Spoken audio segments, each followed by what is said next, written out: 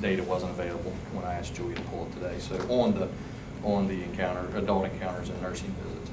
The Guyan Valley site is a little difficult to pull out because it's not only school personnel or school children using it, maybe somebody from the community, so it's kind of hard to pull that data out. We don't know the difference between a teacher walking over to see us and then just an everyday citizen walking in. So that data is not really able to be extracted. But you can see it's just the nursing visits alone at Duval and LCHS.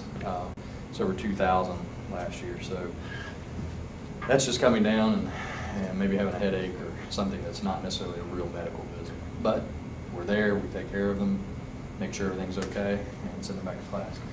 I will share, Donna's probably heard this, it's kind of a a little bit of heart-wrenching story, but some of the things that we encounter is somewhat disheartening. But we've had distinctly remember this story a couple years ago at Lincoln County High. We had a teacher saw a student with their head down, kind of lethargic, and thought they just weren't feeling well. Sent him. He hadn't eaten since Friday at school. It was a Monday, so he hadn't eaten all weekend. So he was kind of malnourished, and so our medical provider found this out and got them what they needed. So it's that kind of thing that we hope not to encounter, but we're glad to be there to help with that kind of thing if necessary.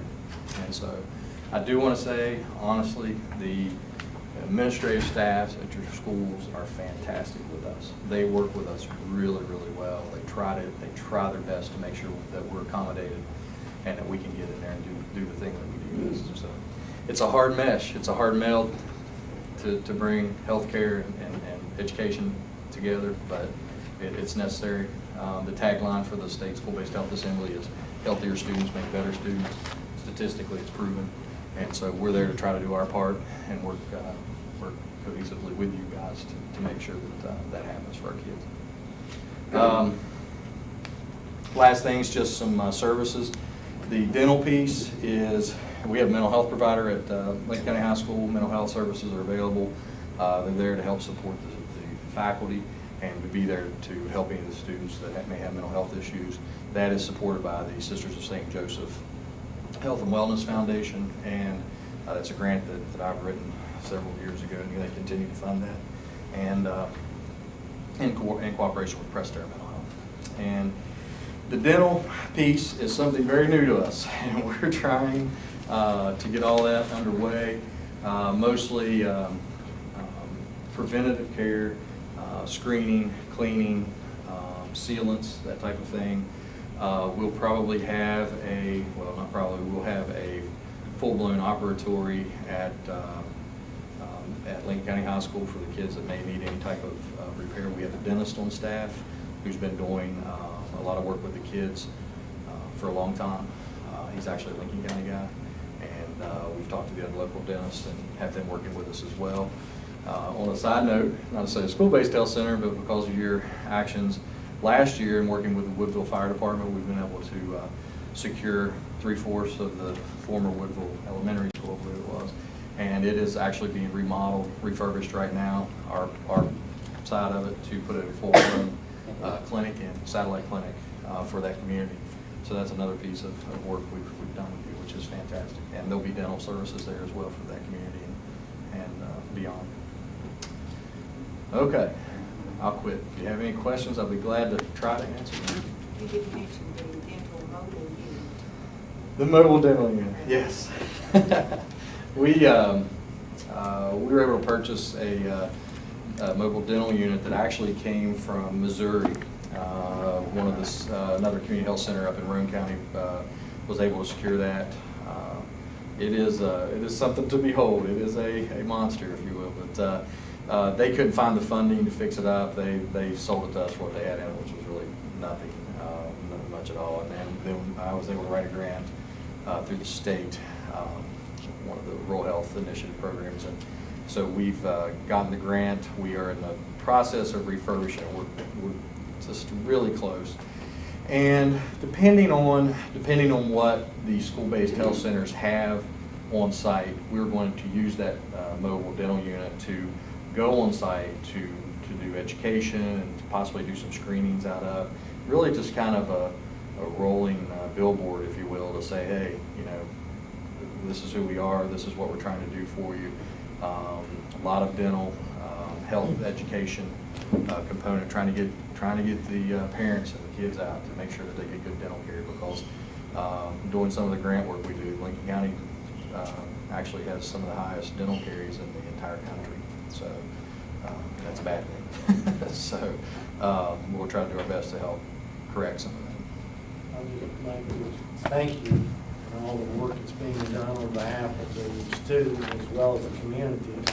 But I know our students are better off and better, basic needs are being met. And when that happens, you can learn. Without that, they cannot learn. So I appreciate everybody involved and what you're doing. Thank you. Well, we're going to keep, we want to get to every one of them. That's our goal, try to get to every student we can. And, we're not there yet. We're just going to keep working to make sure that happens. And if we can ever do anything for you, or think we need, or not doing something we need to be doing, please let me know. Do everything we can in our power to make it happen. Okay. Thank you. Appreciate your time. Thank you.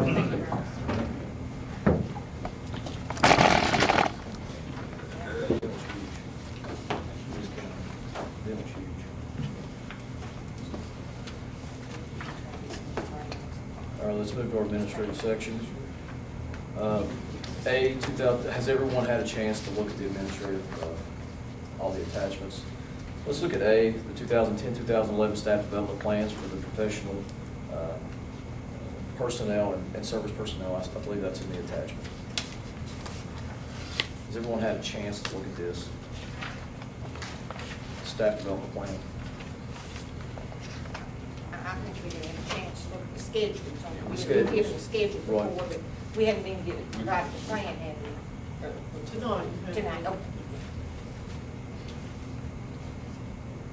Just very, very recently completed. Very, very recently. The weekend.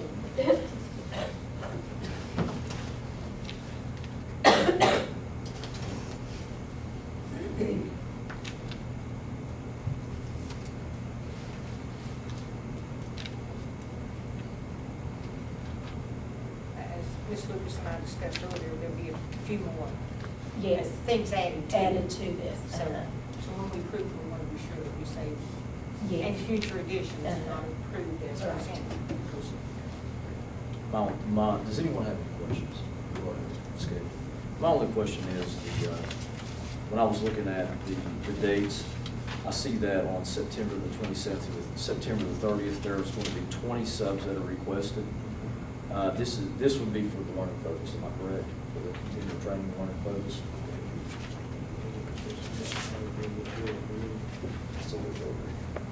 Yes, this finishes a contract that we had, it's already paid for, and it finishes training. I think there's some more down on the October 18th through 21st, again, finishing up training that's already been paid for. Yes, sir. Okay. That's what I wanted to check. You say, Mr. Gross, this would conclude the training?